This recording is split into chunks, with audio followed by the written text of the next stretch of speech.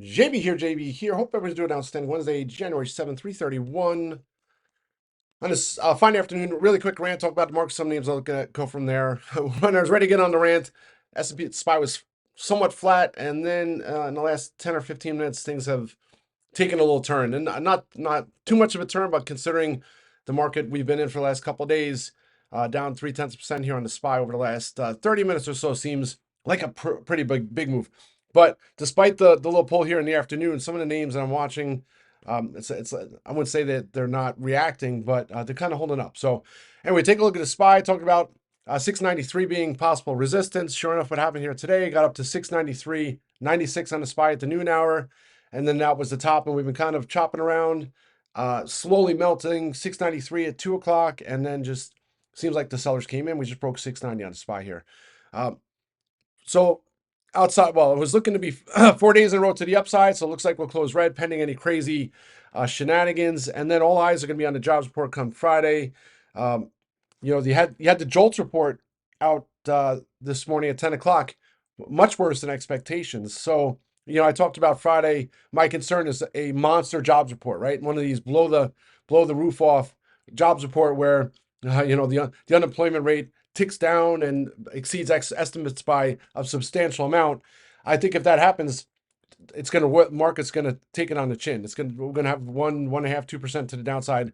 Hopefully I'm exaggerating, but I think there'll be some weakness because you kind of want to have this environment for the market to, if we do have rate cuts, that it's not in the face of monster economic growth, right? Monster jobs report, monster GDP numbers, all that fun stuff, right? So we'll see how it plays out on Friday, but the JOLTS report might give a little pause and give some possible hint that the jobs report might be a little weaker than expectations.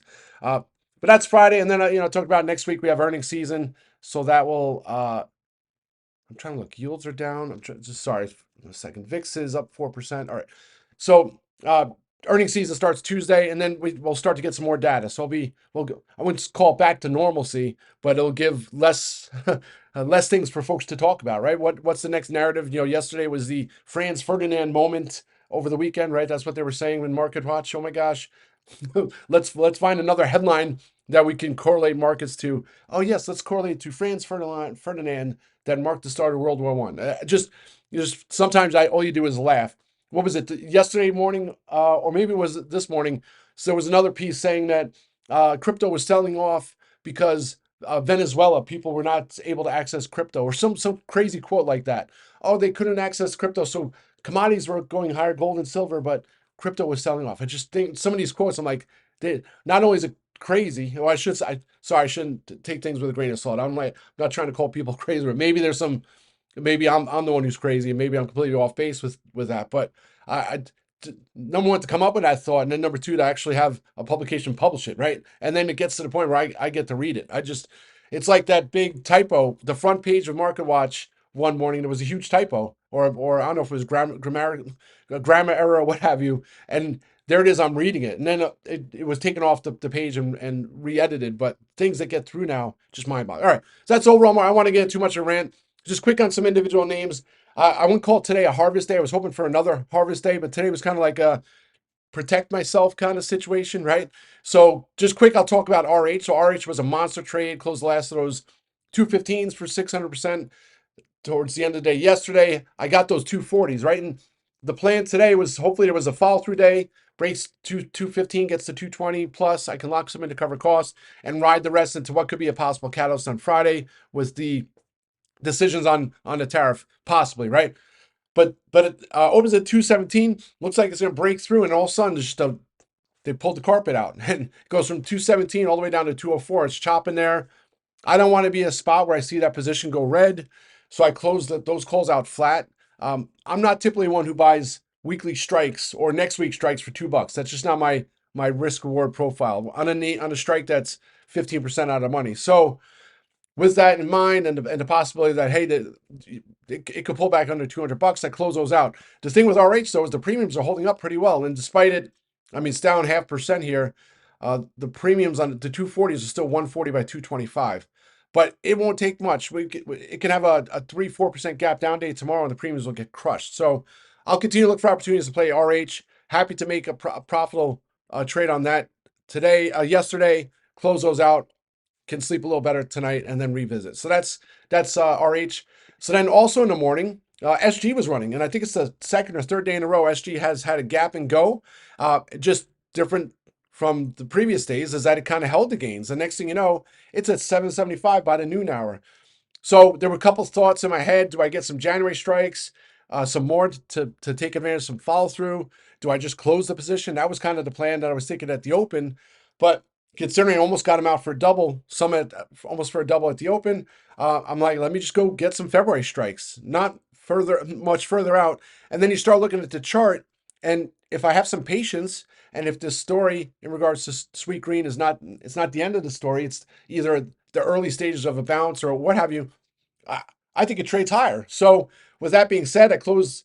At first, I closed some of the 750s out for close to 100% to cover costs, take some profits, and then I closed the last out, and then I went and got those February $9 strikes. Call me crazy. I mean, there's a gap fill at 12. I think it's 12.11 from back in August. Here's the story, right? And the thing with Sweet Green, it trades like one times revenues, but it's a name that the growth is kind of slowed down. You also have profitability issues, and you start looking at a basket of these other names. And I've talked about, I was in those Kava calls. Kava is not a apples to apples comparison, but Kava is profitable, right? So it trades a 5-6 times revenues. Then you look at some of the other names in the space. I was using the analogy yesterday. You got the Noodles, right? Noodles and Company. Uh, that's a name that trades at 0 times revenues, right? But it's one of those names, similar niche, fast casual dining, that could have, if they were able to, I don't know, run an efficient business and grow and scale, could be a great story, and it hasn't been. So you look at Sweet Green, are they going to go the way of noodles.com? Are they going to go the way of uh, Kava or Chipotle or what have you? I still think that's being determined. That's some reason why the stock has come well off its highs. But they recently sold off their intellectual property with that kitchen technology for 100 million. Insider buys recently as well. So really like this story. Not going to go too much more into it. Funny, UBS downgraded the stock yesterday to neutral, 750 price target. So riddle me that, Joker. All right, so that's Sweet Green. So riding with some profits on those February strikes, and I'll just continue to hold those. And then other names. So I did my top 5 stock webinar for 2026. I didn't finish it, and it was kind of like a rough draft. I've done a couple of them yesterday evening. I don't know, it was 10 o'clock or no, whatever. I did it in the chat room. I'll try and do it again tonight. Hopefully, I can do the whole thing at once. I've been having issues, and of course, I'm stuck in my ways. I should have just kept my old keynote, and I would have been done with it, but I didn't. And then I tried to do some other things, and AI switched some of my templates and my data and some of the information. So not only have to spend time doing that, there's other things I've been looking at. One of the names that I was doing for my top 5 stocks, the more I looked at, the more I thought this is not a stock that has that I'm as convicted that it could go up 35%. So I removed it and had to replace it. So I had to redo all the due diligence. So anyway, in the nutshell, Frog is one of my top 5 stocks for 2026. Kicking myself for not getting strikes yesterday. Here's a name that I remember back in IPO days. Great story. It's kind of like the middle person in regards to these companies and apps and software that has to have updates and all these other things that a lot of back end stuff. So it's a company that's relevant. It's not going away. There is competitors. I think GitLab, I think, is one of its competitors, but it's a great story, and it's kind of like survived what's gone on with AI, and it seems like it's come out stronger. Last earnings, it was 47 bucks, beat and raised. Stock, it was in the 60s, been chopping around ever since. I think it heads north of 90. The unfortunate thing, only $5 increments and only monthly strikes. So I was looking at the 65s at the open. I think they were like 70 cents. Of course, kicking myself now. Then I was looking at the 6750s, almost pulled the trigger at like 45 cents. Couldn't get a fill. I'll just sit on my hands for now. I've been saying this. I keep saying, I don't even know if I said it to start a rant, but I'm just worried at some point there's going to be some little pull, and I would say some little, maybe a half or 3/4%, where the premiums are going to get crushed on the names I'm in, right? So not a fun day when that happens. I don't want to be in a lot of positions and having to manage that. So I'll probably just wait for another opportunity to add some frog strikes, but that's frog. I don't know why I don't have the chart up here. Apologies for that. Here we go. There's frog. Sorry, a couple more. Do I have that there? Is that the right one? Yep. Okay. So that's that. And then other names, Serve Robotics, still looking to get those March 20s. I think I just put it as a point of reference in the chat room. I think they were 66 by 76. Similar price yesterday. I don't want to go back in my Wayback Machine and try and figure out the timing on the prices. I limited finite amount of time. That's not what I want to spend my time on doing. So it's easy for me to just put it as a point of reference in the chat and pin it. Those 70 strikes, I might add those tomorrow. It's sitting here at 1330. I was putting in to watch this morning. Back in the summer and then in the fall with Serve, it would have $1.50, $2 swings intraday, no news, no catalyst. It'd be at $13, it'd be at 11, and then it would bounce and then it would close at 12, 12.50. It hasn't done that, right? So I don't know if that's a good thing and those days are over, or if it's going to happen again. So I don't want to try and time doing these March, adding more strikes. So I want to see it get to 1375 and that be it, and then it's off to the races. So that's kind of what I'm waiting for. And then that's that. So then end of the day, I'm finally back in Cardlytics, right? So I traded that back in the fall, back in September, right? I think I had the $3 strikes. Citron Research. I always talk about Citron Research always being in plays I'm in. It's mysterious. It's almost like, oh my gosh. There's stories for years. I mean, if you don't know, this community has been around for like 14 years. He signed up for the mailing list. I don't know, it was like 8 years ago. Usual Whales or whatever, who has a million whatever followers, or he or she, I don't know who they are. They've signed up for this is like 10, 12 years ago. There's a lot of folks in the community have went on, done their own trading service. I don't want to list all the names.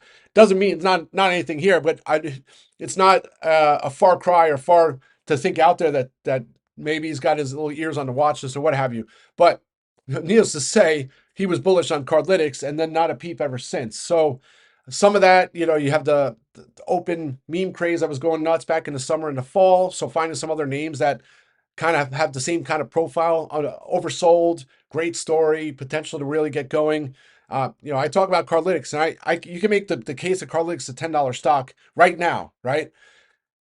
It's not. The market's saying it's $1.45. So to me, when I see those discrepancies, there's an opportunity, right? I can't make the argument the other side too. I could say that I said that a couple times about iRobot, and the market was right? Bankruptcy. So not going to sit here and say there's a possibility the market's right and I'm completely wrong.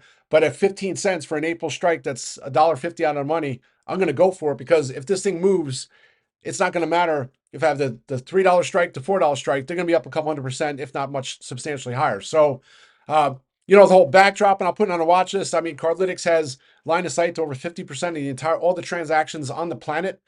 Maybe that's an exaggeration. Back when I did due diligence on them, they didn't even have all these other credit card processors, right? And so they have line of sight to all these premium. It's the big thing now is all these the Amex, the Sapphire, all these different loyalty programs. That's a big deal, right? Cardlytics is front and center with that. So, and then the middle person. I remember they used to have research that they were able to guarantee a 5 times return on investment on advertised dollars if you did a partnership. So if you were Target and you wanted to get a card member into your building, you're guaranteed, you spend $5 on ad spend, you're going to get $25 back.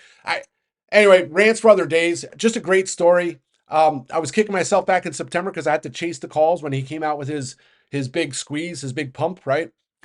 So I've seen some odd volume, and the stock has been up a couple of days to start the year. I mean, some of these other names that have oversold, almost seems like people are trying to find names that are oversold and getting in them. I don't know if this is the January effect, but that's the rationale. Anyway, let's have a great day. I'll be back on audio later. And stick around tomorrow evening. I'll post it tomorrow. Tonight, I'll be in the chat room. I'll post when I'm on audio to do the top 5 stock webinar. The final cut, hopefully. Have a great day. Rock and roll.